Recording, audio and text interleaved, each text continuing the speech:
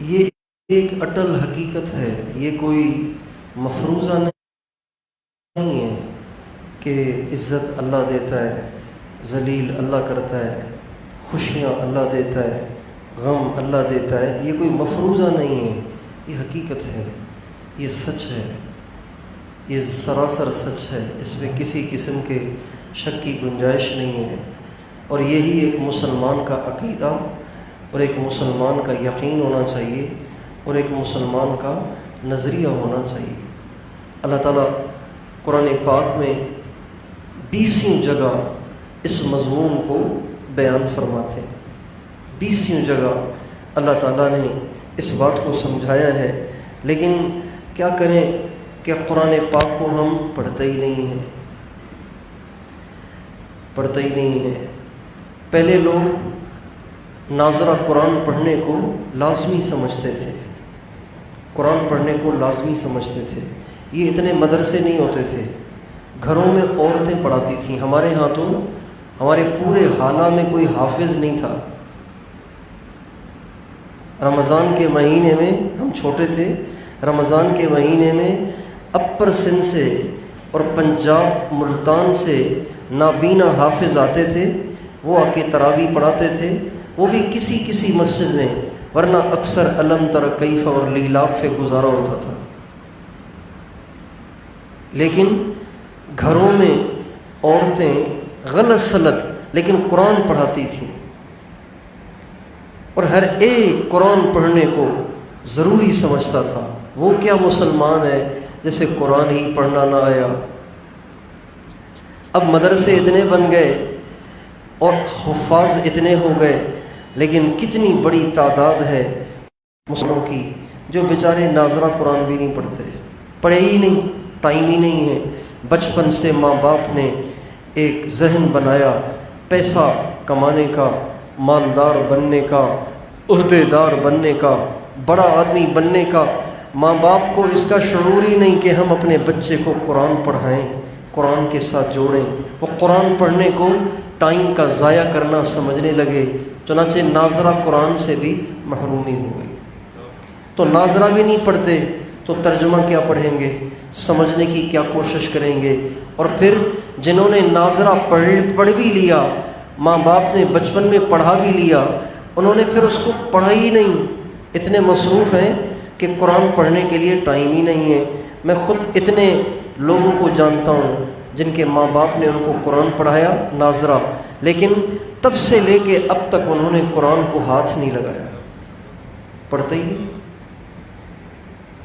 حالانکہ سال میں ایک دفعہ قرآن پاک کا ختم کرنا یہ قرآن پاک کا حق ہے۔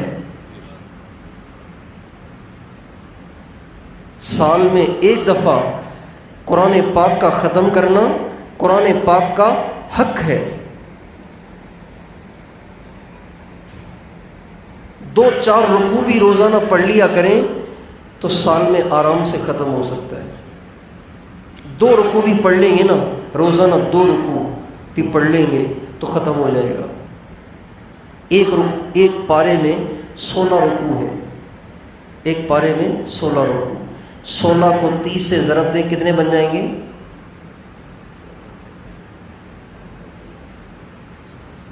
ہیں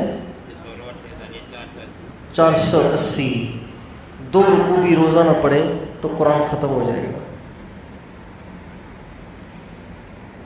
2 صفحے روزانہ پڑھ لیا کریں تو سال میں ایک دفعہ قرآن کا ختم ہو جائے گا۔ تو قرآن پاک کو پڑھنا اور قرآن پاک کو سمجھنا، قرآن پاک کا ترجمہ پڑھنا، اس کو سمجھنا کہ اللہ تعالیٰ کہنا کیا چاہتے ہیں، کیا سمجھانا چاہتے ہیں، کیا ذہن سازی کرنا چاہتے ہیں۔ قرآن پاک کوئی ورد اور وظیفے کی کتاب نہیں ہے، جیسے لوگ ورد پڑھتے ہیں، وظیفے پڑھتے ہیں، یہ کوئی صرف ورد وظیفے کی کتاب نہیں ہے۔ قرآن پاک اللہ تعالیٰ کا ایک پیغام ہے۔ اللہ تعالیٰ فرماتے ہیں ھذا بلاغ للناس، یہ میرا پیغام ہے لوگوں کے نام، کوئی ہے جو ان کو سنائے؟ ھذا بلاغ للناس، ایک بہت بڑے تفسیر کے امام فرماتے ہیں، امام زرکشی رحمۃ اللہ علیہ تفسیر کے بہت بڑے امام ہیں، کہتے ہیں اگر قرآن پاک کا کوئی نام ہوتا تو یہ ہوتا ھذا بلاغ للناس، لوگوں یہ اللہ کا پیغام ہے تمہارے نام، توجہ کرو اس کی طرف۔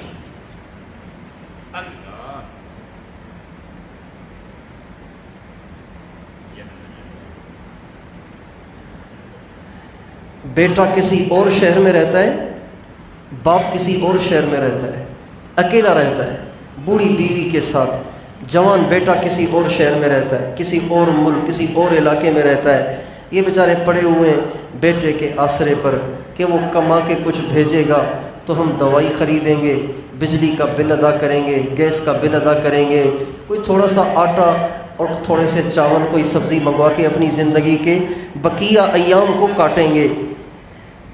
اب باپ ہو گیا زیادہ بیمار اور بیٹے کو خرچہ بھیجے ہوئے ہو گئے زیادہ دن، اب باپ میسیج بھیجے گا بیٹا آپ سے ضروری بات کرنی ہے، آپ مجھ سے بات کریں، میں بہت پریشان ہوں۔ یہ پیغام ہے نا، اس کو کہتے ہیں بلاغ، یہ بلاغ ہے، یہ بلاغ ہے۔ اللہ تعالیٰ فرماتے ہیں ھذا بلاغ للناس، یہ میرا پیغام ہے، تمہیں کچھ سمجھانا چاہتا ہوں، تمہیں کچھ بتانا چاہتا ہوں، تم اسے سمجھو۔ اور ایک جگہ فرماتے ہیں کتاب انزلناہ الیک مبارک لیدبروا آیاتہ ولیتذکر اولو الالباب، یہ کتاب ہے جو برکتوں سے بھری ہوئی ہے، اس کو میں نے تمہاری طرف نازل کیا ہے اس لیے نہیں کہ صرف اس کی دہرائی کرو، اس لیے کہ تم اس میں غور کرو کہ میں تمہیں کہنا کیا چاہتا ہوں، کیا سمجھانا چاہتا ہوں۔ لیدبروا آیاتہ ولیتذکر اولو الالباب، یہ اس لیے اتارا ہے تاکہ تم غور کرو کہ اللہ کیا کہہ رہا ہے، اور میری جو نصیحت ہے اس نصیحت کو وہ قبول کرے گا جس کے پاس کچھ عقل ہو، کچھ سمجھ ہو۔ میرے دوستو، قرآن پاک ایک کامل مکمل منشور ہے، ایک آئین ہے، آئین جیسے پاکستان کا آئین ہے نا، اللہ کا آئین قرآن ہے۔ اس میں اللہ بتاتے ہیں، مسائل کا حل بتاتے ہیں، مسائل کی وجہ بتاتے ہیں، خوشیوں کے اسباب بتاتے ہیں، غم کے اسباب بتاتے ہیں، تکلیفوں کے اسباب بتاتے ہیں، آتی کیوں ہیں۔ یہ جو ہومیوپیتھک ڈاکٹر ہوتے ہیں نا، ہومیوپیتھک ڈاکٹر، یہ جو ایلوپیتھک ہوتے ہیں وہ تو بس مریض کو دیکھتے ہیں، ٹیسٹنگ کرواتے ہیں اور ٹیسٹوں کو دیکھ کے پھر طے کرتے ہیں کہ آپ کو یہ بیماری ہے، آپ نے یہ دوائی کھانی ہے۔ لیکن یہ جو ہومیوپیتھک ڈاکٹر ہیں نا، ہومیوپیتھک ڈاکٹر، آپ ان کے پاس جائیں گے نا تو وہ فوراً اتنی موٹی کتاب، قرآن پاک سے 10 گنا 5 گنا 8 گنا موٹی کتاب نکالیں گے، آپ سے پوچھیں گے آپ کو کیا کیا تکلیف ہوتی ہے، یہ 5-7 باتیں وہ لکھ لیں گے، پھر اپنی کتاب کے اوراق پلٹتے رہیں گے، پڑھتے رہیں گے، پھر جا کے آپ کے لیے وہ دوا تجویز کریں گے۔ ان کی اس موٹی ضخیم کتاب کے اندر امراض اور امراض کی وجوہات اور اس کا حل لکھا ہوا ہے۔ قرآن پاک میں اللہ تعالیٰ نے جو مضامین بیان کیے ہیں، ایک مضمون ہے اللہ کی عظمت، اللہ کی کبریائی، اللہ کی بڑائی، اللہ کی توحید، اور یہ سب سے زیادہ ہے، اور یہ سب سے زیادہ اس لیے ہے کہ جب تک حکم دینے والے کا تعارف نہیں ہوگا تو حکم کو مانے گا کون؟ حکم دینے والے کا تعارف تو ہوگا نا پہلے، کہ اگلا پہچانے تو صحیح کہ یہ حکم کس کا ہے۔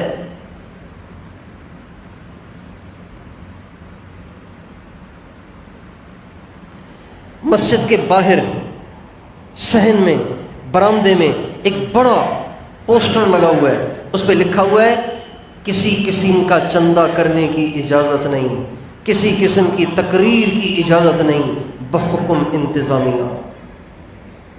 انتظامیہ کا لفظ پڑھتے ہی جو سفیر چندہ کرنے آئے گا وہ کہے گا بھائی مشکل ہے، چلو کسی اور مسجد میں چلتے ہیں۔ کوئی تقریر کرنے آئے گا بحکم انتظامیہ، پڑھتے ہی کہے گا نہیں بھائی انتظامیہ ہی نہیں منع کیا ہے تو یہاں کیسے تقریر ہوگی، یہاں کیسے چندہ ہوگا۔ اس لیے اللہ تعالیٰ نے سب سے زیادہ اس مضمون کو بیان کیا ہے کہ اللہ کون ہے، اللہ کون ہے، اللہ کتنا بڑا ہے، اللہ کتنا طاقتور ہے، اللہ کتنا با اختیار ہے، اللہ کتنا بڑا زبردست طاقتور ہے۔ سب سے زیادہ اللہ نے اس مضمون کو بیان کیا ہے۔ دوسرے نمبر پر اللہ تعالیٰ نے آخرت کو کھولا ہے۔ آخرت،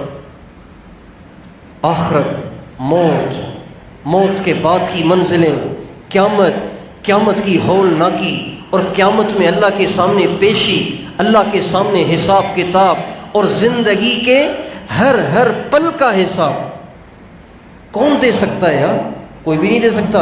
ہمارے نبی کا ارشاد ہے، من نوقش فقد ہلک، جس سے اللہ نے پوچھ لیا کہ یہ تم نے کیوں کیا، بس سمجھو کہ وہ ہلاک ہو گیا، اس لیے کہ اس کے پاس جواب ہی نہیں ہوگا۔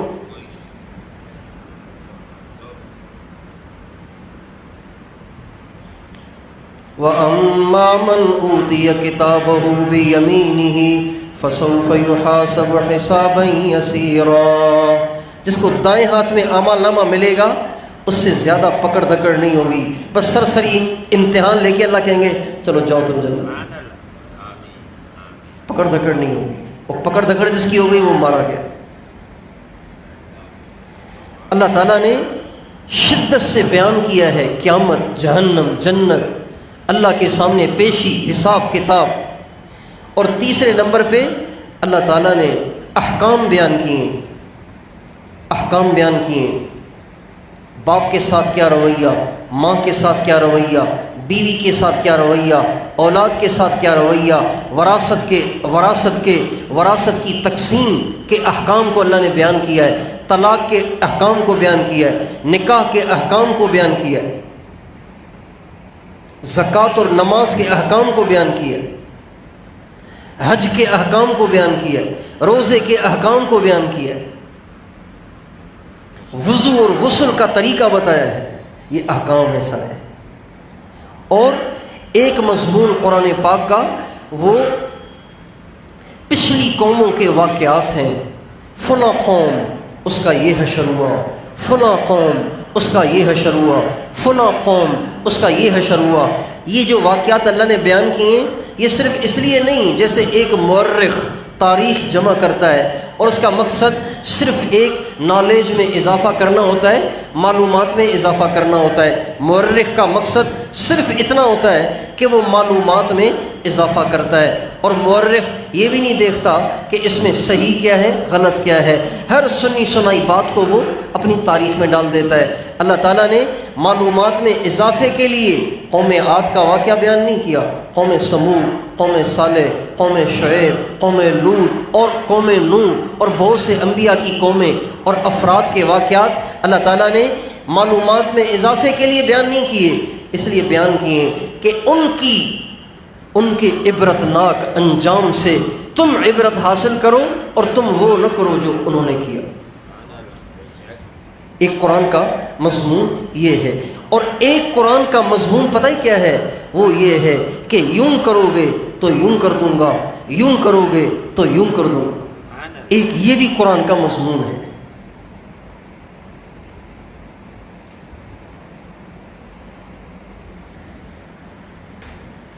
جیسے دنیا کا ایک نظام بنا ہوا ہے نا، کھانا کھائیں گے بھوک چلی جائے گی، پانی پئیں گے پیاس چلی جائے گی، ایک نظام بنا ہوا ہے۔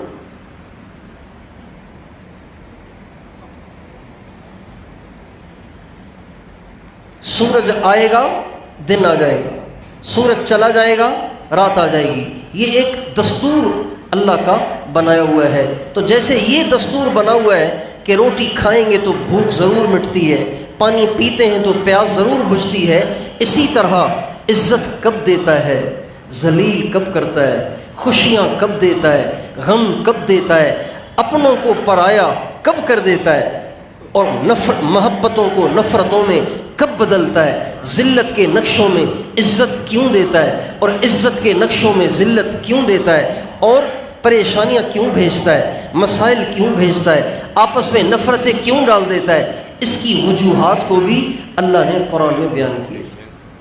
اب جو پڑھے گا تو وہ سمجھے گا نا۔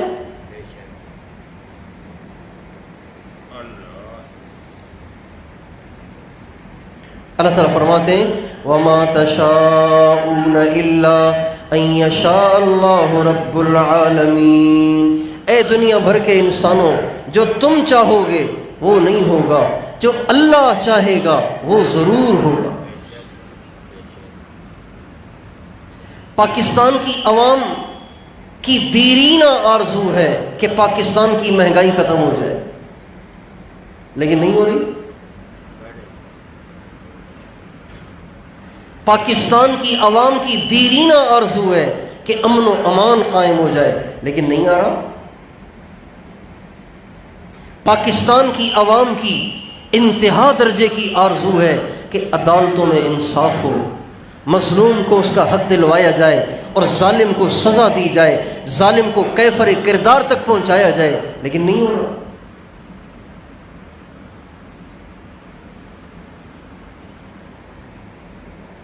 نہیں ہو رہا۔ کیوں نہیں ہو رہا؟ ہم اس کا قصوروار کوئی کسی کو ٹھہراتا ہے، کوئی کسی کو ٹھہراتا ہے۔ نہیں دوستو، یہ کسی کے کرنے سے نہیں ہو رہا، اللہ کے کرنے سے ہو رہا ہے۔ کس کے کرنے سے ہو رہا ہے؟ اس کو ہمیں ماننا چاہیے، قرآن کی بات ہے یہ۔ وَمَا تَشَاءُونَ إِلَّا أَن يَشَاءَ اللَّهُ رَبُّ الْعَالَمِينَ۔ جو تم چاہو گے وہ نہیں ہوگا، جو اللہ چاہے گا وہ ہوگا۔ یہ بات تو ٹھیک ہے، ماننے کی ہے کہ جب حکمران اچھے ہوں گے تو حالات بہت اچھے ہوں گے۔ حکمران اچھے ہوں گے تو حالات بہت اچھے ہوں گے۔ حکمران اچھے ہوں گے تو ان کے ایکشن لینے پر جج عادل ہو جائیں گے، وکیل سچے ہو جائیں گے، دکاندار صادق اور امین ہو جائیں گے۔ یہ بات ٹھیک ہے، ڈنڈے کے زور پہ یہ سب کچھ کروایا جا سکتا ہے، لیکن حکمران نیک کب آئیں گے؟ حکمران نیک کب آئیں گے؟ وہ تو تب آئیں گے نا جب اللہ چاہے گا۔ جب اللہ چاہے گا، اللہ چاہے گا تو حکمران اچھے ہوں گے، اللہ نہیں چاہے گا تو حکمران اچھے نہیں ہوں گے۔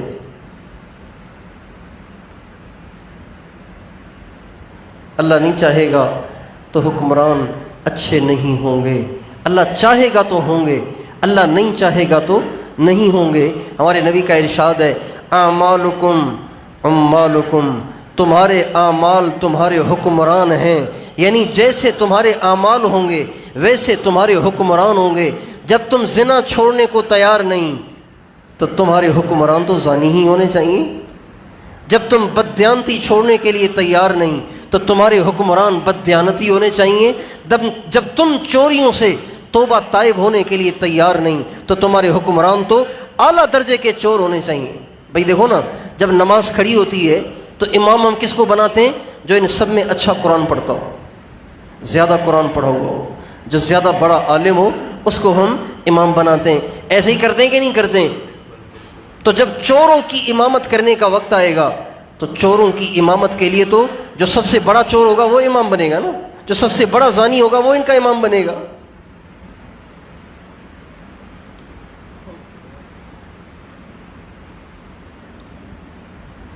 اس لیے ساری دنیا میں جو کچھ ہوتا ہے اللہ کی مرضی سے ہوتا ہے، اللہ کے ارادے کے بغیر نہیں ہوتا۔ یہ بات اگر سمجھ میں آ جائے تو اس کا حل نکالنا آسان ہو جائے، اس کا حل نکالنا آسان ہو جائے۔ ایک گاڑی سڑک پہ چلتے چلتے اچانک کھڑی ہو گئی، اب اگر پتہ چل جائے نا تو اس کا حل ہو سکتا ہے۔ پیٹرول ختم ہو گیا ہے تو بھائی ایک آدمی جلدی سے ایک موٹر سائیکل والے کو ہاتھ دے دے، اس کے ساتھ بیٹھ جائے، بوتل میں پیٹرول بھر کے آ کے ٹینکی میں ڈال دے اور چل کے کسی شہر تک پہنچ جائے۔ آسان ہے، حل پتہ چل گیا تو اس کا مسئلہ پتہ چل گیا تو اس کا حل بھی نکل گیا۔ اب پتہ ہی نہیں چل رہا کہ مسئلہ کیا ہے، پتہ ہی نہیں چل رہا کہ مسئلہ کیا ہے۔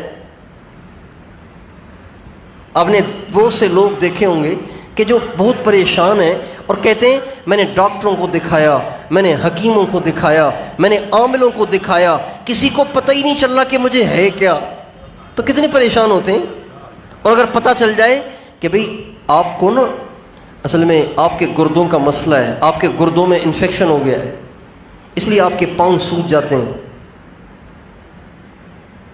اس لیے آپ کو پیشاب صحیح نہیں آتا، مسئلہ حل ہو گیا. اب اس کی دوائی، اس کا حل آسان ہو جائے گا. اس لیے اللہ تعالیٰ نے قرآن پاک کے اندر ہمارے مسائل کی وجوہات کو بیان کیا ہے. کیوں تمہیں پریشانیاں بھیجتا ہوں، کیوں تمہارے لیے مسائل کھڑے کرتا ہوں، کیوں تمہیں تنگیوں میں مبتلا کرتا ہوں، کیوں تمہیں مہنگائی کے عذاب میں مبتلا کرتا ہوں. اس کی وجہ دیکھو کیا ہے.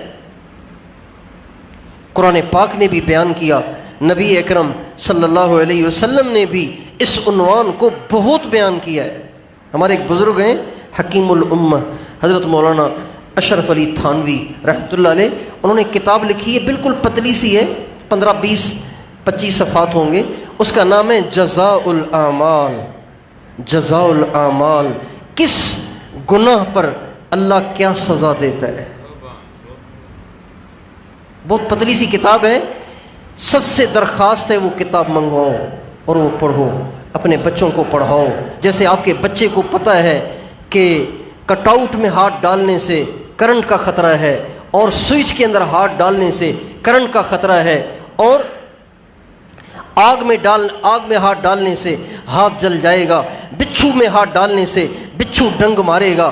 ایسے ہی اپنے بچوں کو یہ بھی بتاؤ کہ جھوٹ بولو گے تو اس کا کیا نتیجہ نکلے گا، غیبت کرو گے اس کا کیا نتیجہ نکلے گا، اللہ مال دے زکوٰۃ نہیں دو گے اس کا کیا نتیجہ نکلے گا، جب اوروں کی بے عزتی کرو گے، دل آزاری کرو گے تو اس کا کیا نتیجہ نکلے گا. یہ سب ہمارے نبی نے بتایا ہے.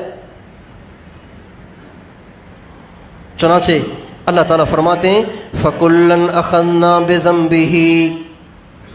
اللہ اکبر.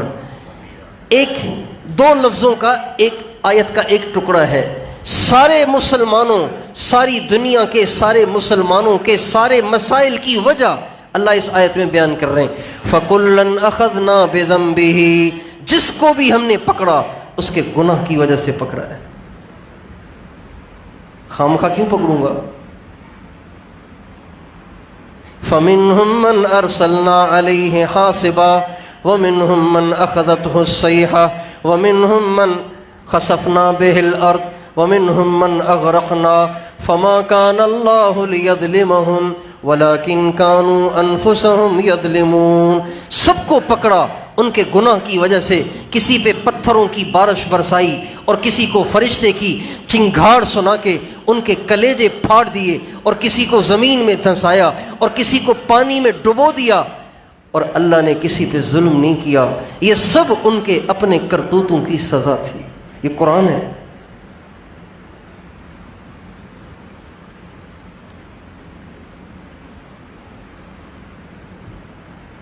اس لیے بھائیو، ہمارے مسائل ناقابل حل نہیں ہیں،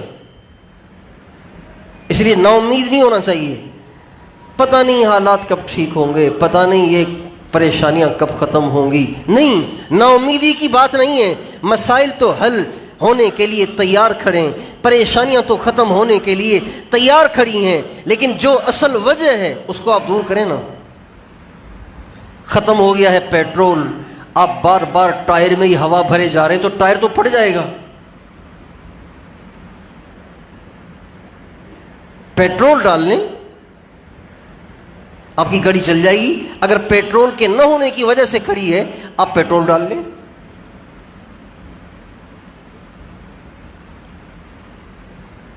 بہت سے لوگ بہت سی پریشانیوں کے لیے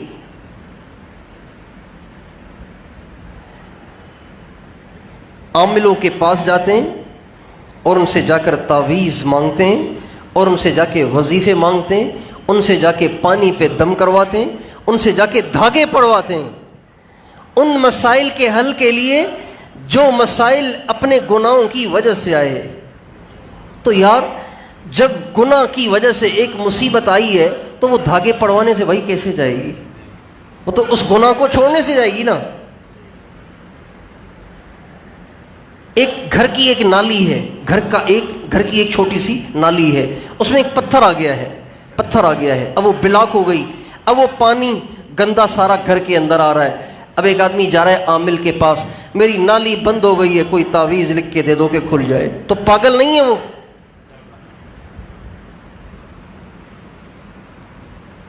او بھائی یہ روڑا نکال دو، نالی چل جائے گی۔ تکلیف بھیجی ہے، اس وجہ کو دور کریں، کہیں جانے کی ضرورت نہیں، وہ خود آپ کے مسئلے کو حل کرے گا۔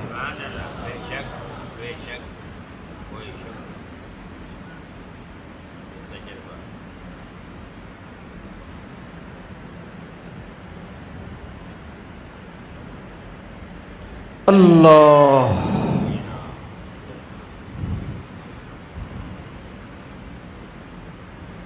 انداز میرا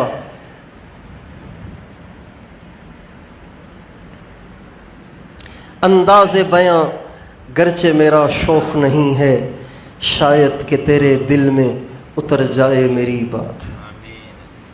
ہر مسلمان کے مسئلے کا اس میں حل ہے، کہیں جانے کی ضرورت نہیں ہے۔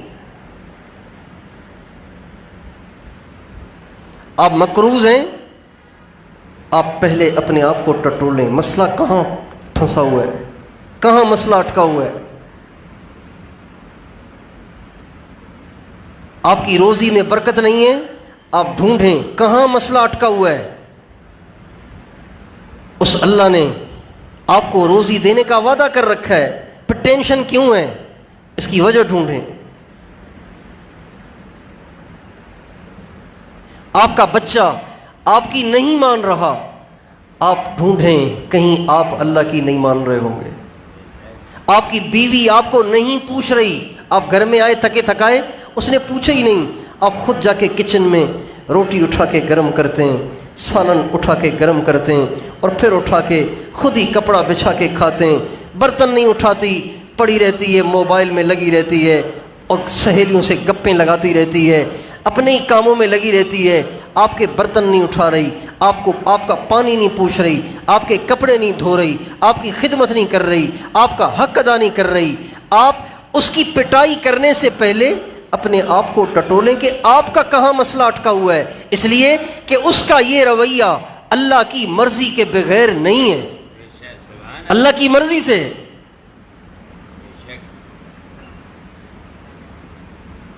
یہ قرآن نے ہمیں ذہن دیا ہے۔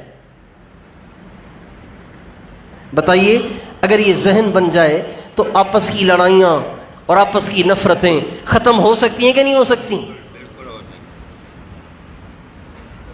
اب ہر ایک اوروں سے شاکی ہے، اس نے یہ کیا، اس نے یہ کیا، اس نے یہ کیا، یعنی لوگ اتنی شکایتیں کرتے ہیں کہ لگتا ہے کہ ساری دنیا تو گندی ہے، ایک صاف ستھرا یہی ہے۔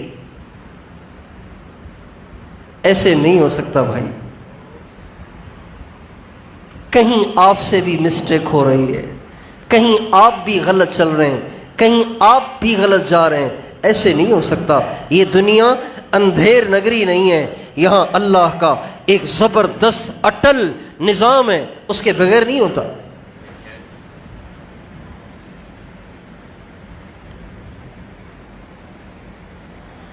اب اس میں ایک دل میں شیطان وسوسہ پیدا کرے گا، اچھا تو ہماری غلطیوں کی وجہ سے اللہ ہمیں پکڑتا ہے، تو پھر یہ امریکہ کے تو سارے ہی کافر ہیں، اسرائیل والے تو سارے یہودی ہیں، یہ اتنے مزے کر رہے ہیں، وہ اس کی کیا وجہ ہے؟ چلو ہم مسلمان تو ہیں نا۔ یہ وسوسہ دل میں اٹھتا ہے۔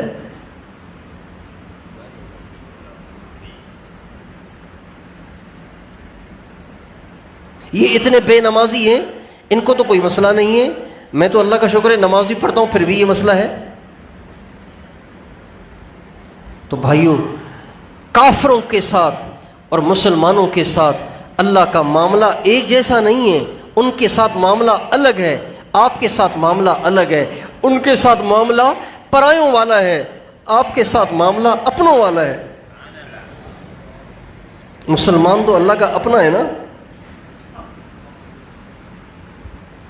میرے بیٹے کو اگر میں کہیں گالیاں دیتے ہوئے سنوں گا تو میں تو نہیں چھوڑوں گا اسے, میں تو پٹائی کروں گا اس کی. لیکن گلی کے بچے سارا دن گالیاں بکتے رہتے ہیں, بھئی کیا کریں, دعائی کر سکتے ہیں اور کیا کریں, اس کو کچھ بھی نہیں کہیں گا. اپنے بچے کو اسی وقت پکڑ کے 2-4 لگاؤں گا کہ بے شرم, تجھے شرم نہیں آتی, گالیاں دیتے ہو. اللہ کا معاملہ کفار کے ساتھ اور ہے, مسلمانوں کے ساتھ اور ہے. اور پھر اللہ تعالیٰ ایک وسوسہ یہ بھی پیدا ہوتا ہے کہ جب ہم سے کوئی غلطی ہو جاتی ہے تو اللہ ہمیں بھی تو کہتے ہیں نا کہ اوروں کو معاف کرو, تو ہمیں بھی معاف کر دیا کرے, تھوڑی تھوڑی بات پہ پکڑتا کیوں ہے.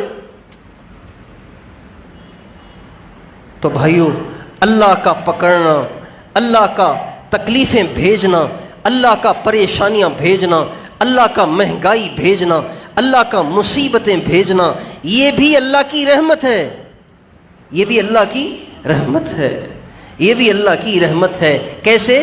2 وجہ سے. اللہ تعالیٰ فرماتے ہیں ظہر الفساد فی البر والبحر بما کسبت ایدی الناس لیذیقہم بعض الذی عملوا لعلہم یرجعون. میں تمہارے کرتوتوں کی وجہ سے تمہیں دنیا میں پریشانیاں بھیجتا ہوں, اس لیے نہیں کہ تمہاری پریشانیوں سے میں غصے میں بھر جاتا ہوں پھر تمہارے ساتھ ایسے کرتا ہوں, ایسے نہیں, اس وجہ سے نہیں, بلکہ اس کی 2 وجہ ہیں. اس کی ایک وجہ یہ ہے کہ تم جتنی نافرمانیاں کر رہے ہو قانون کے حساب سے تمہیں سزا تو ملنی چاہیے, قانون کے حساب سے تمہیں سزا تو ملنی چاہیے, لیکن یا تو سزا ملے گی وہاں یا ملے گی یہاں. وہاں والی کروڑوں برس کی ہے, یہاں والی تو تھوڑی سی ہے, لہذا وہاں کی پریشانی سے بچانے کے لیے میں تمہاری نافرمانیوں کا کفارہ یہی کر دیتا ہوں.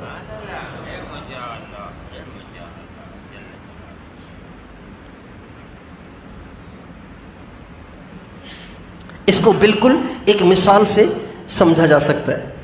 ایوب علیہ السلام نے ایک دفعہ اپنی بیوی کو غصے میں کہا, جب میں ٹھیک ہو جاؤں گا نا تجھے 100 درے ماروں گا, 100 درے, 100 ڈنڈے, لکڑیاں ماروں گا تجھے, میں ٹھیک ہو جاؤں گا. تو جب حضرت ایوب علیہ السلام ٹھیک ہو گئے تو حضرت ایوب علیہ السلام کی جو اہلیہ تھیں وہ تو بہت وفادار تھیں, سارے خاندان نے, پڑوس نے, سب نے نکال دیا.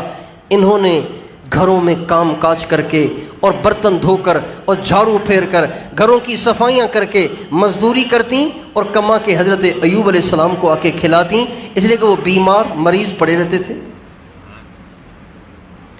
تو بعد میں افسوس ہوا کہ ہائے, میں نے غصے میں آ کے بیوی سے یوں کہہ دیا, اب 100 ڈنڈے اس کو ماروں گا, اس نے میری اتنی خدمت کی ہے. تو اللہ نے کہا ایسے کر, ایک جھاڑو بنا, اس میں 100 تنکے ڈال,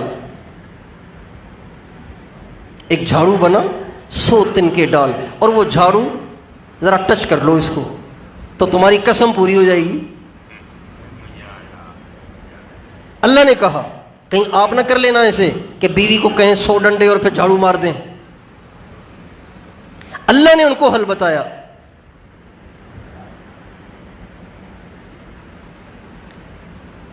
تو یہ جو حضرت ایوب علیہ السلام کی اہلیہ کو جو 100 تنکوں والا جھاڑو ہلکا سا لگا, بتائیے یہ ان کے لیے رحمت ہوئی یا زحمت ہوئی؟ بس یہی اس مہنگائی کی مثال ہے, یہی ان بیماریوں کی مثال ہے, یہی ان تنگیوں, پریشانیوں, بے روزگاریوں کی مثال ہے, یہی عدالتوں میں عدل نہ ملنے کی مثال ہے, یہی امن و امان نہ ہونے کی مثال ہے, یہی اولاد کی نافرمانیوں کی مثال ہے, یہی بیویوں کی طرف سے بے وفائیوں کی مثال ہے کہ اللہ تعالیٰ چھوٹی چھوٹی تکلیفیں دے کر ہمیں بڑی تکلیف سے بچانا چاہتا ہے. یہ اللہ نے قرآن میں کہا ہے لِيُذِيقَهُمْ بَعْضَ الَّذِي عَمِلُوا اور لَعَلَّهُمْ يَرْجِعُونَ. میرے بندو, اگر میں تمہاری پکڑ نہ کروں, اگر میں تمہیں بات بات پہ پکڑ نہ کروں, اگر میں پریشانیاں نہ بھیجوں تو تم تو کبھی میرے پاس آؤ گے ہی نہیں. تو میں تو یہ چاہتا ہوں تم میرے پاس آؤ. لعلہم یرجعون, یہ پریشانیاں اس لیے بھیجتا ہوں تاکہ تم میری طرف رجوع کرو اور مجھے راضی کرو اور مجھے مناؤ, اسی میں تمہاری فلاح و بہبود ہے.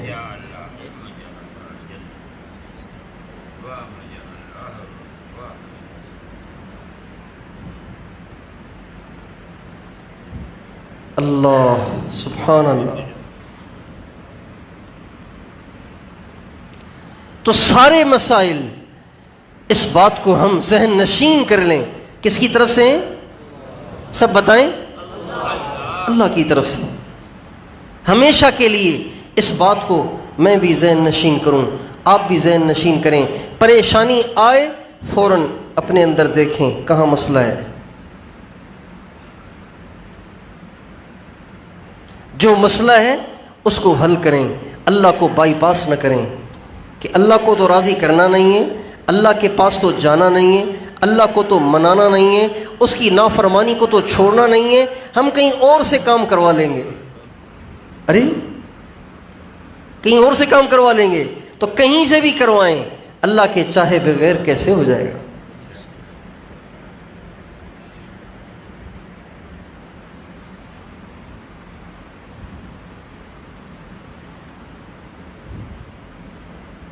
ایک بات کہ ہمیشہ جب کبھی جو پریشانی، جو مصیبت، جو تکلیف، جو ناگواری آئے فوراً اپنی طرف جھانکیں کہاں غلط کر رہا ہوں. اگر سمجھ میں آ جائے تو اللہ سے اس کا نام لے کر معافی مانگیں. یہ مجھ سے غلطی ہوئی ہے، آپ معاف کر دیں، میں اب نہیں کروں گا. خدا کی قسم یہ کہتے ہی آپ کا دل سکون سے بھر نہ جائے، آپ کے حالات یک لخت پلٹ نہ جائیں تو جو کہنا ہو کہنا. اور اگر آپ کو سمجھ میں ہی نہیں آ رہا نافرمانیاں ہی اتنی ہیں کہ سمجھ ہی نہیں آ رہی کہ وجہ کون سی ہے، تو پھر اللہ سے ایسے معافی مانگیں.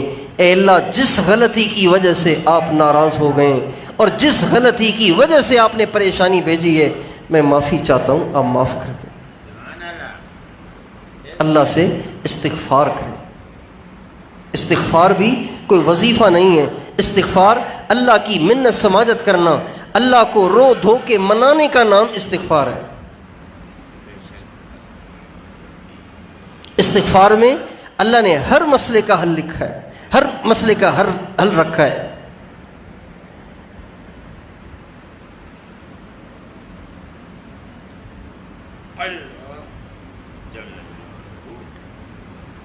شاید میں نے پہلے بھی سنایا تھا، حضرت حسن بصری رحمۃ اللہ علیہ کے پاس ایک شخص آیا، کہنے لگا جی بہت گناہ گار ہوں، اب سوچا ہے کہ سدھر جاؤں، تو اب پچھلے گناہ جو ہو گئے اب کیا ہوگا؟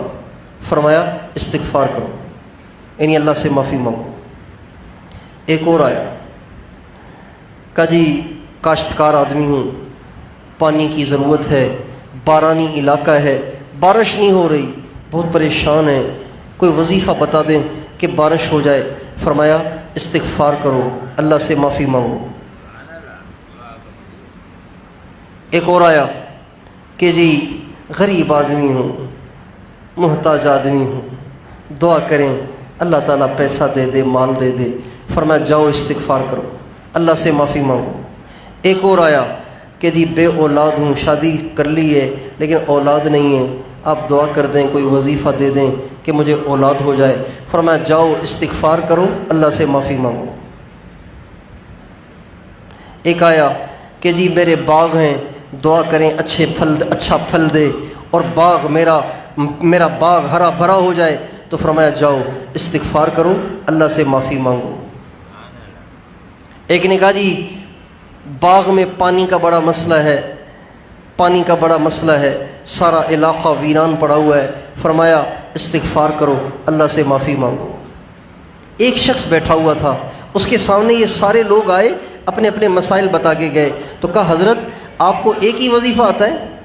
گناہ گار کو بھی یہ، غریب کو بھی یہ، بے اولاد کو بھی یہ، بے روزگار کو بھی یہ، اور کوئی وظیفہ ہے ہی نہیں آپ کے پاس. تو فرمایا تم نے قرآن نہیں پڑھا؟ سورہ نوح میں اللہ کیا کہتے ہیں؟ استغفروا ربکم انہ کان غفارا. اللہ سے معافی مانگو، اللہ گناہ معاف کر دے گا. استغفروا ربکم انہ کان غفارا یرسل السماء علیکم مدرارا وَيُمْدِدْكُمْ بِأَمْوَالٍ وَبَنِينَ وَيَجْعَلْ لَكُمْ جَنَّاتٍ وَيَجْعَلْ لَكُمْ أَنْهَارًا. یہی تو حل ہے جو اللہ نے بتایا ہے. تم اللہ سے معافی مانگو، اللہ گناہ معاف کر دے گا، موسلا دھار بارش دے گا، تمہیں مال دے گا، بیٹے دے گا، باغات دے گا، نہریں اور دریا دے گا استغفار سے۔ اور ایک اور جگہ اللہ تعالیٰ نے 2 فائدے اور بتائیں، استغفروا ربکم ثم توبوا الیہ یمتعکم متاعا حسنا۔ جب تم اللہ سے معافی مانگو گے، اپنی نافرمانیوں سے توبہ تائب ہو جاؤ گے، اللہ تمہاری زندگی کو خوشحال کر دے گا، سارے دکھ درد دور کر دے گا، زندگی کو پرسکون کر دے گا۔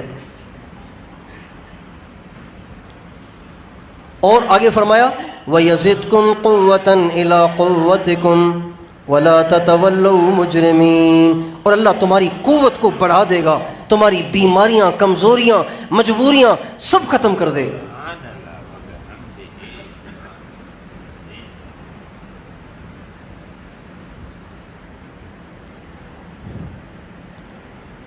تو اللہ کرے یہ بات سمجھ میں آ جائے کہ پریشانیاں اللہ کی طرف سے ہیں، اوروں کو قصوروار ٹھہرانا اگر ہم چھوڑ دیں تو ہمیں اپنے قصوروں کی طرف نگاہ کرنے کی توفیق ہو جائے۔ جب ہم اوروں کو قصوروار ٹھہراتے ہیں تو ہمارا اپنا نفس ہمیں کہتا ہے تو بڑا پاک صاف ہے، لیکن جب اوروں کو قصوروار نہیں ٹھہرائیں گے تو آخر سوچیں گے کہ آخر کوئی تو قصوروار ہے نا، تو پھر اپنے پہ نظر جائے گی اور اپنے قصور نظر آئیں گے تو اللہ سے معافی مانگ کے اس کو معاف کروانا آسان ہو جائے گا۔ جب قصور معاف ہو جائیں گے تو اللہ تعالیٰ حالات کو ٹھیک کرتے چلے جائیں گے۔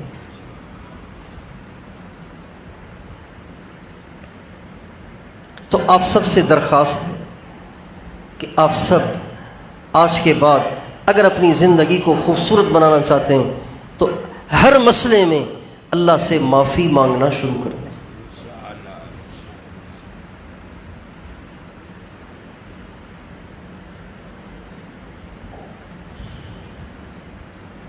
اما عائشہ رضی اللہ عنہا سے آپ علیہ السلام نے ایک دفعہ فرمایا، عائشہ جب تو مجھ سے راضی ہوتی ہے نا تو بھی میں سمجھ جاتا ہوں کہ تو مجھ سے راضی ہے، جب تو مجھ سے ناراض ہوتی ہے نا تو بھی میں سمجھ جاتا ہوں کہ تو مجھ سے ناراض ہے۔ کہ رسول اللہ وہ آپ کیسے سمجھتے ہیں؟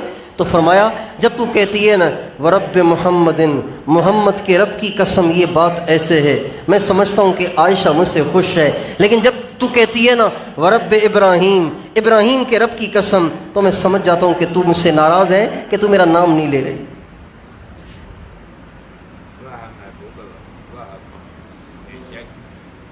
ہم کیوں نہیں سمجھتے؟ جب ہمارے اپنے ہم سے بے وفا ہو جاتے ہیں، جب ہمارے ایسے مسائل کھڑے ہو جاتے ہیں جو حل ہونے کا نام نہیں لیتے، باوجود دعاؤں کے، باوجود وظیفوں کے حل ہونے کا نام نہیں لیتے، ہم کیوں نہیں سمجھتے اللہ ناراض ہو گیا ہے؟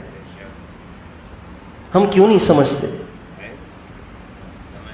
موسیٰ علیہ السلام سے اللہ تعالیٰ نے فرمایا اے موسیٰ جب میں مال بخیلوں کو دے دوں، مال کنجوسوں کو دے دوں، سمجھ جاؤ کہ میں ناراض ہوں۔ جب میں مال کنجوسوں کو دے دوں سمجھ جاؤ کہ میں ناراض ہوں۔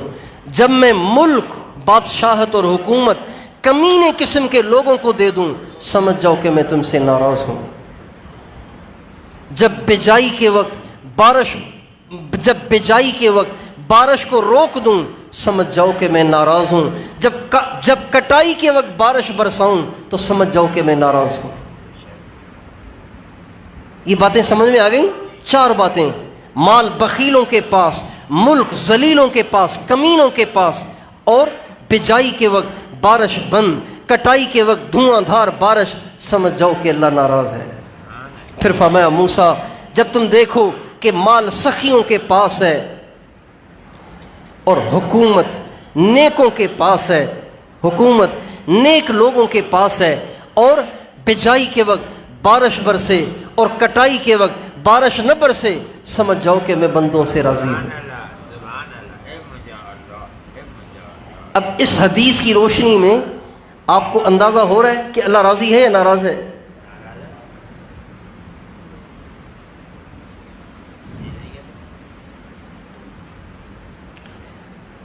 اب جب اللہ ناراض ہے تو اللہ کو راضی کرنا کوئی مشکل تھوڑی ہے. اللہ کو راضی کرنا تو بہت آسان ہے. ایک آدمی آپ سے ناراض ہو گیا ہے, ایک آدمی آپ سے ناراض ہو گیا, آپ کے بہت سارے کام اس سے متعلق ہیں, بہت سارے کام آپ کے اس سے متعلق ہیں, اس کے بغیر آپ کے سارے کام پھنسے رہیں گے, آپ پریشان رہیں گے. اب وہ اچانک آپ سے ناراض ہو گیا, اب آپ اس کو راضی کرنے کے لیے پریشان ہوں گے کہ نہیں ہوں گے؟ کتنے پریشان ہوں گے ہیں؟ اچھا, پھر آپ نے ان کو کال کی, سر مجھ سے غلطی ہو گئی, میں بس توبہ کرتا ہوں, میں انشاءاللہ آئندہ نہیں کروں گا, سر بس وہ غلطی ہو گئی, میں آپ کے پاؤں پڑتا ہوں, ہاتھ جوڑتا ہوں, آپ کے پاؤں پہ ٹوپی رکھتا ہوں, آپ مجھے ٹائم دیں, میں حاضر ہو جاتا ہوں, میں آپ کے پاؤں میں گر جاؤں گا.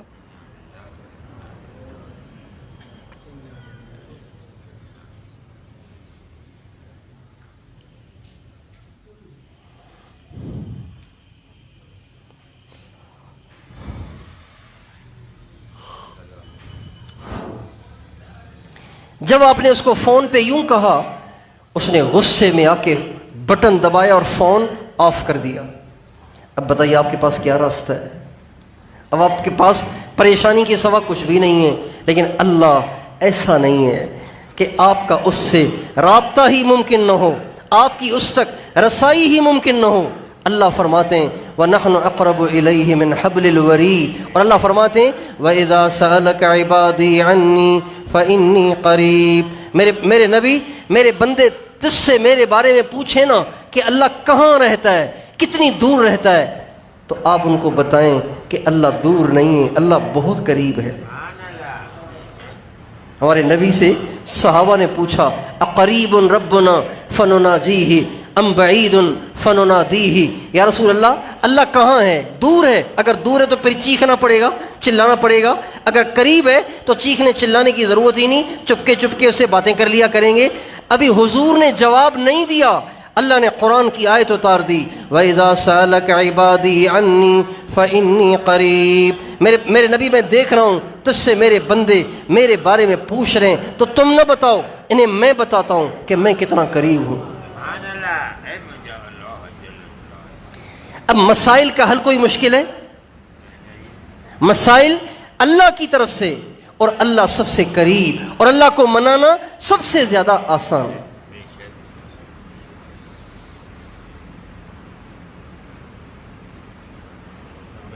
ہمارے نبی کا ارشاد ہے جو آدمی صبح 3 دفعہ اور شام 3 دفعہ یہ استغفار پڑھے, استغفر اللہ الذی لا الہ الا هو الحی القیوم واتوب الیہ, 3 دفعہ پڑھ لے صبح اور شام. ہمارے نبی نے فرمایا سمندر کی جھاگ کے برابر بھی اس کے گناہ ہوئے سب معاف.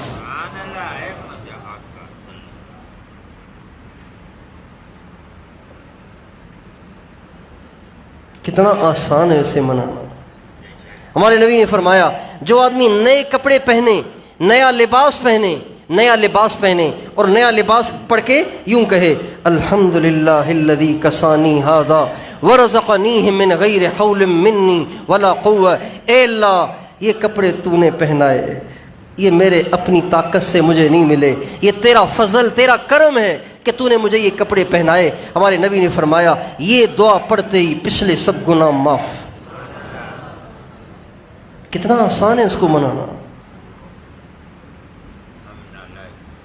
ایک شخص آیا ہمارے نبی کے پاس, کہ یا رسول اللہ واہ ذنوبا, ہائے میرے گناہ کیسے بخشے جائیں گے, یہ مطلب تھا اس کا, اتنے گناہ کیسے بخشے جائیں گے, واہ ذنوبا, ہائے میرے گناہ کیسے بخشے جائیں گے. آپ نے فرمایا کیا ہو گیا, کتنے گناہ کیے؟ کہا جی میں بتا ہی نہیں سکتا ہوں. اور ہمیں کہو. اس نے کہنا شروع کیا, آپ نے کہلوایا, آپ نے فرمایا اللہم مغفرتک اوسع من ذنوبی ورحمتک ارجع عندی من عملی. یہ استغفار ہے, اللہ سے معافی کے الفاظ ہیں. 3 دفعہ ہمارے نبی نے اس سے کہلوائے. پھر آپ نے فرمایا قم فقد غفر اللہ لک, کھڑا ہو جا, اللہ نے تیرے سارے گناہ معاف کر دیے. ایسے بخشنے والے سے اپنے گناہوں کو بخشوا کے مسائل حل نہ کروانا تو اپنا ہی قصور ہے, اس میں کسی اور کا کیا قصور ہے.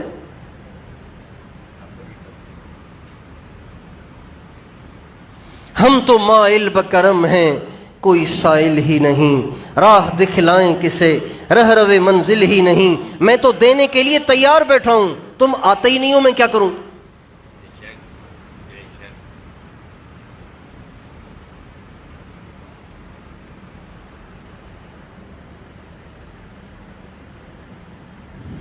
باز آ ہر آنچ ہستی باز آ، اللہ فرماتے ہیں میرے بندے کہیں نہیں ملے گی تجھے راحت اور اطمینان، میرے پاس آ، میرے پاس آ، تو جیسا کیسا ہے مجھے قبول ہے، واپس آ۔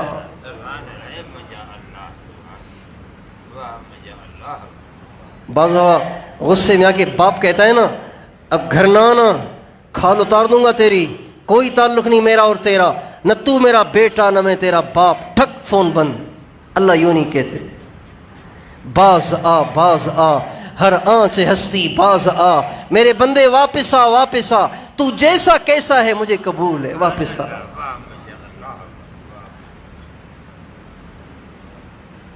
اور قرآن پاک کی ایک آیت ہے، اللہ اکبر، عجیب آیت ہے،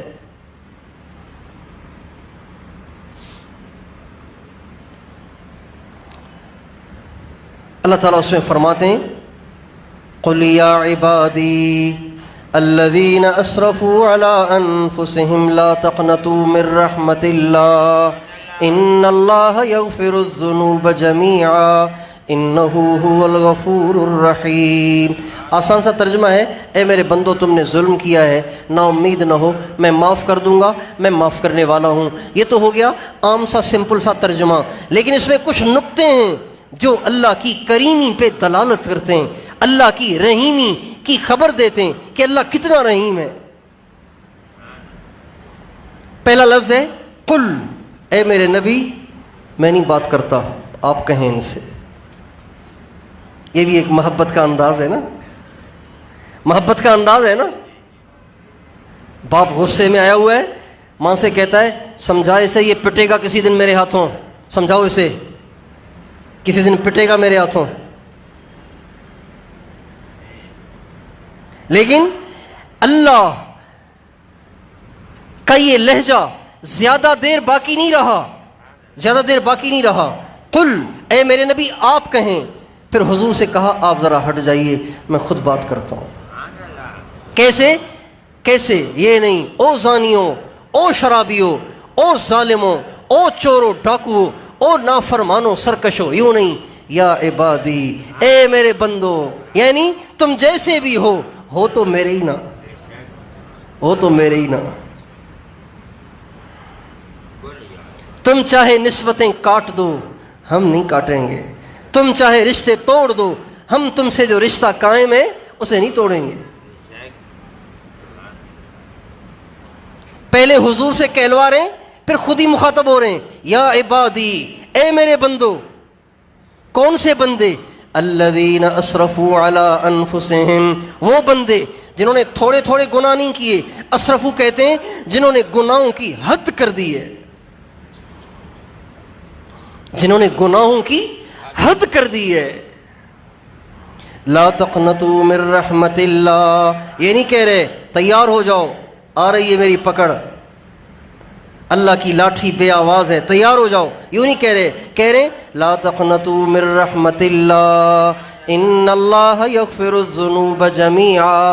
عجیب، فرما رہے اللہ کی رحمت سے نا امید نہ ہو، اللہ معاف کر دے گا، اللہ گناہ معاف کر دے گا۔ تو اب کسی گناہ گار کے دل میں یہ اشکال پیدا ہو سکتا ہے کہ گناہ تو معاف کر دے گا لیکن سارے معاف کرے گا یا کچھ کرے گا کچھ چھوڑ دے گا؟ تو اللہ کہتے ہیں جمیعا، سب کر دوں گا۔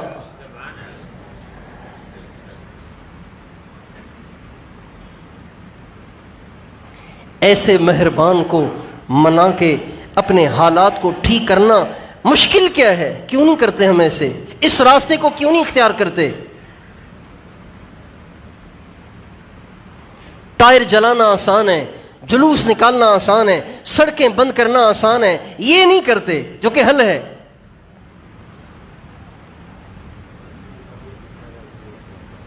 سارے پاکستان کی عوام پانچوں نمازیں شروع کر لے، خدائے پاک کی قسم اللہ پاک ان کی بے روزگاری کو ختم کر دے گا۔ اللہ کا وعدہ ہے، قرآن میں ہے یہ. سارے مسلمان نمازی بن جائیں، اللہ ان کی روزی کا مسئلہ حل کر دے گا. سارے پاکستان کے مالدار زکوٰۃ دینا شروع کر دیں، اللہ مہنگائی کو ختم کر دے گا. یہ اللہ اور اس کے نبی کا وعدہ ہے.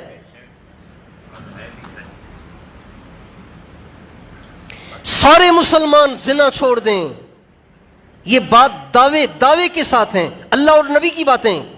سارے مسلمان زنا چھوڑ دیں، سارے پاکستان کے مسلمان زنا چھوڑ دیں، اللہ پاکستان کے ہاسپٹل خالی کر دے گا، ہسپتال خالی کر دے گا.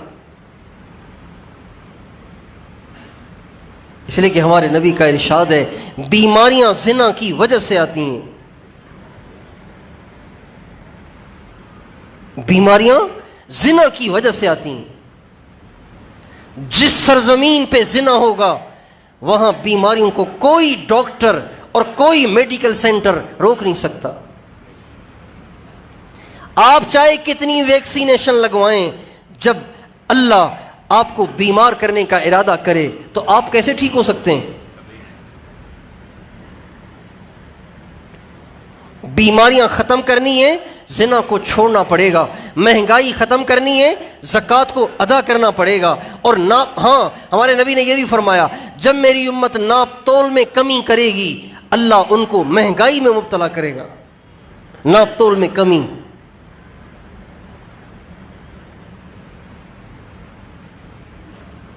ناپ تول میں کمی.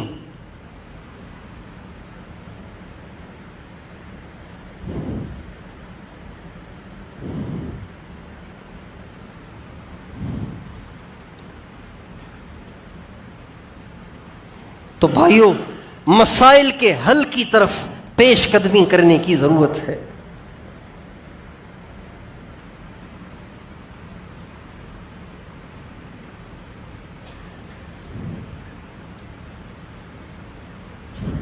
روڑا نکالیں، روڑا نالی سے روڑا نکالیں. اگر آپ گھر کے صحن میں کھڑے ہو کے نعرے لگائیں گے تو کیا روڑا نکل جائے گا؟ روڑا نکالیں. روڑا نکالیں گے تو پانی جاری ہو جائے گا.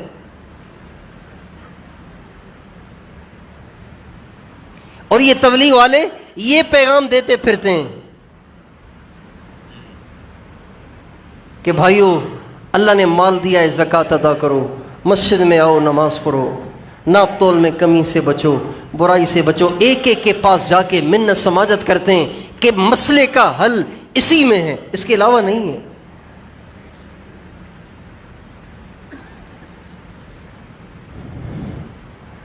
ہر حکومت آتی ہے اور ہم کہتے ہیں خدا کرے ان سے کوئی خیر کا کام ہو، لیکن ان سے خیر کا کام ہوتا نہیں. پھر کہتے ہیں چلو صبر کرو بھائی 5 سال،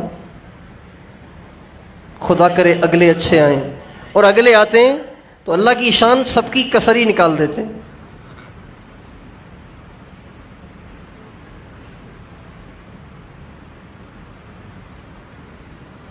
اس لیے کہ جب بگاڑا اللہ سے ہے تو مخلوق کیسے بنائے گی؟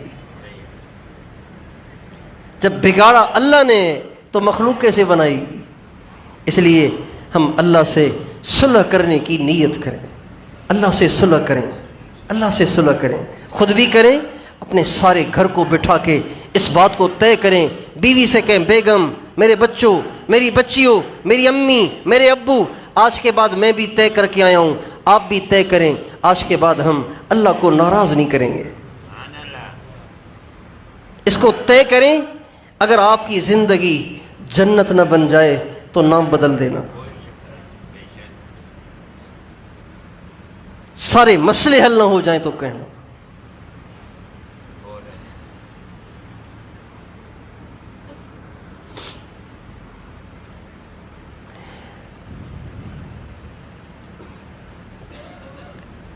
اللہ کے کرم سے ہمارے گھر میں اللہ کی توفیق سے یہ معمول بنا لیا ہے ہم نے. کوئی مسئلہ آتا ہے نا، گھر والوں کو تو بھائی سارے جمع ہو جاؤ، سارے جمع ہو گئے. اب سب نے تسبیح لے لی، سارے بچے کہہ رہے ہیں استغفر اللہ استغفراللہ ربی من کل ذنب واتوب الیہ، استغفراللہ ربی من کل ذنب واتوب الیہ۔ 15-20 منٹ آدھا گھنٹہ بیٹھ کے سارا گھر اللہ سے معافی مانگتا ہے، اللہ کی قسم اللہ اسی دن مسئلے کو حل کر دیتا ہے۔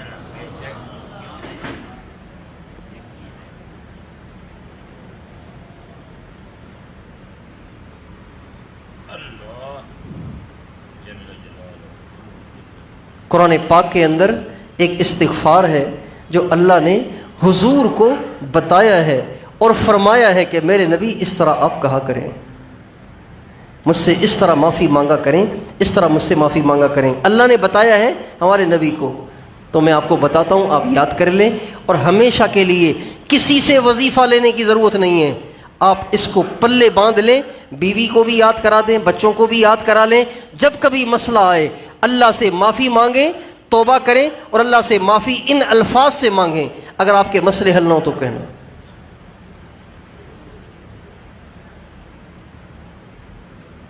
سن لیجئے، رب اغفر وارحم وانت خیر الراحمین۔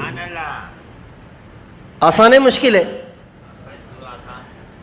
یہ اللہ نے ہمارے نبی سے کہا ہے۔ سورہ مومنون کی آخری آیت کا ٹکڑا، افحسبتم انما خلقناکم عبثا وانکم الینا لا ترجعون فتعالی اللہ الملک الحق لا الہ الا هو رب العرش العظیم ومن يدع مع اللہ الہا آخر لا برہان له به فانما حسابه عند ربه انه لا يفلح الكافرون وقر رب اغفر وارحم وانت خیر الراحمین۔ اے میرے نبی کہو، اے میرے رب معاف کر، رحم کر، سب سے اچھا رحم کرنے والا تو تو ہے۔ کتنے اچھے الفاظ ہیں، اے میرے رب معاف کر، رحم کر، سب سے اچھا معاف کرنے والا تو تو ہے۔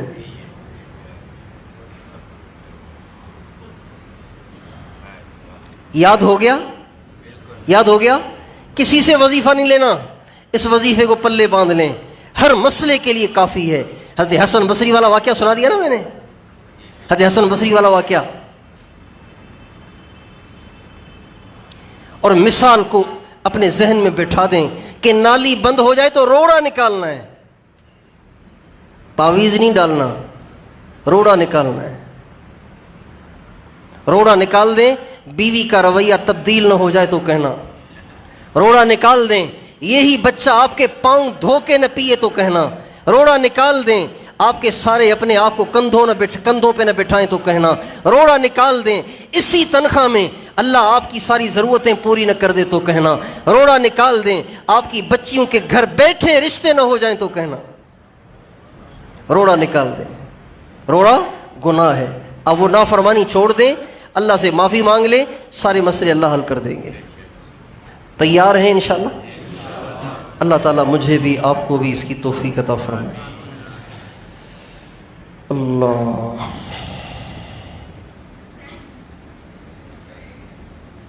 کہ ساری رات نیند نہیں آتی، ٹینشن ہو جاتی ہے، دل میں درد شروع ہو جاتا ہے، تکلیف شروع ہو جاتی ہے۔ اور اب تو مجھے کئی مہینوں سے دل میں تکلیف شروع ہو جاتی ہے، گولی کھاتا ہوں، تکلیف شروع ہو جاتی ہے، گولی کھاتا ہوں، مسئلے سن سن سن سن سن سن دل چھلنی ہو گیا ہے، نیند نہیں آتی۔ اور وہی بات وظیفہ، کوئی وظیفہ دیں کہ اللہ کے پیچھے نہ پڑنا پڑے، بس اسی سے کام ہو جائے، کیونکہ اللہ سے تو معافی مانگنی نہیں ہے، اپنے کرتوت تو تبدیل کرنے نہیں ہیں۔ آپ کوئی ایسا وظیفہ دے دیں کہ اللہ کے پاس جانے کی بجائے بس اسی وظیفے سے کام ہو جائے۔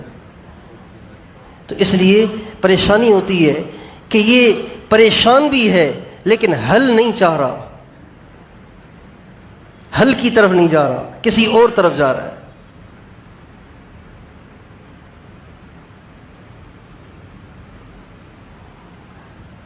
بہت سے کہتے ہیں آپ استخارہ کر کے بتائیں، ہم پہ کسی نے کچھ کر تو نہیں دیا ہے۔ استخارہ کر کے بتائیں، کسی نے کچھ کر تو نہیں دیا ہے۔ میں کہتا ہوں بھئی استخارہ تو حضور نے بتایا ہے، اس وقت جب سامنے دو کام ہوں کہ یہ کرنا ہے یا یہ کرنا ہے، اس کے لیے ہے استخارہ۔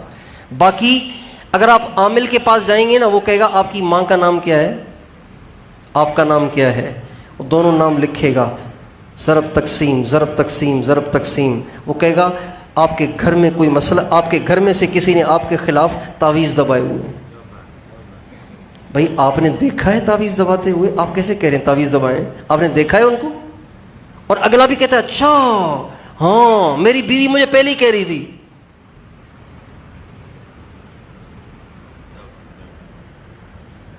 کس نے کہا آپ سے یار کہ اس نے تعویذ دبائیں؟ کہتا ہے یہ بیٹھا ہوا ہے نا، میرا موکل بیٹھا ہوا مجھے بتا رہا ہے۔ تو آپ کا موکل عالم الغیب ہے، اس کو ماضی حال مستقبل سب کا پتہ چل جاتا ہے۔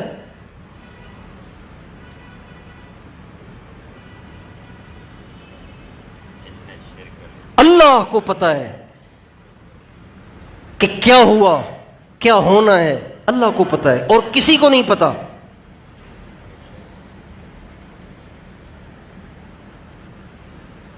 دیکھیں کامیابی حضور کے طریقے میں ہے۔ اس موقع پہ ہمارے نبی نے کیا کیا ہے آپ وہ کریں۔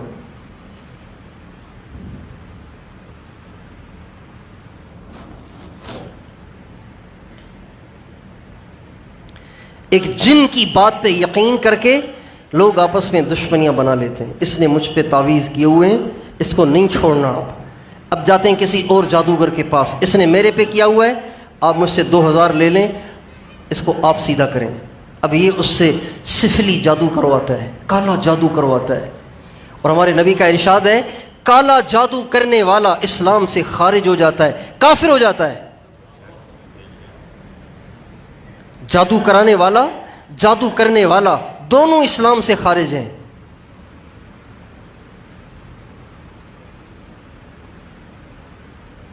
اور آج کل بہت چل رہا ہے یہ، اس لیے کہ سامنا تو کر نہیں سکتے، ڈرتے ہیں دشمنی ہو جائے گی، لہذا چپکے چپکے پیچھے پیچھے کرتے رہتے ہیں۔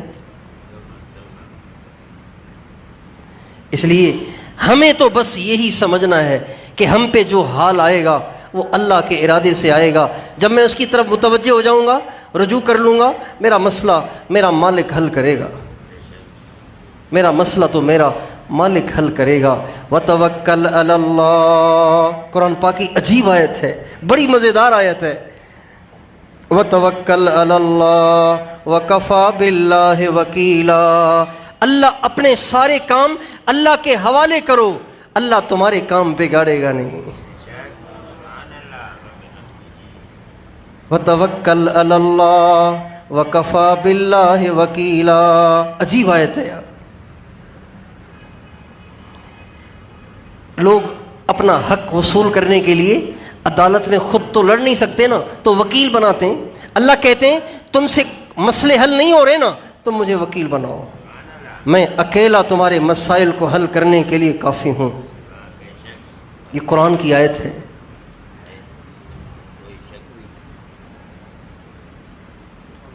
اللہ تعالیٰ توفیق دے اور صحیح رخ پر چلنے کی توفیق عطا فرمائے۔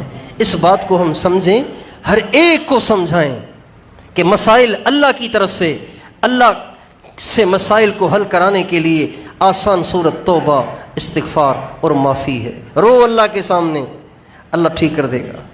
اور جن گناہوں کی وجہ سے آیا ہے ان گناہوں کو چھوڑ دو۔ اللہ تعالیٰ توفیق دے۔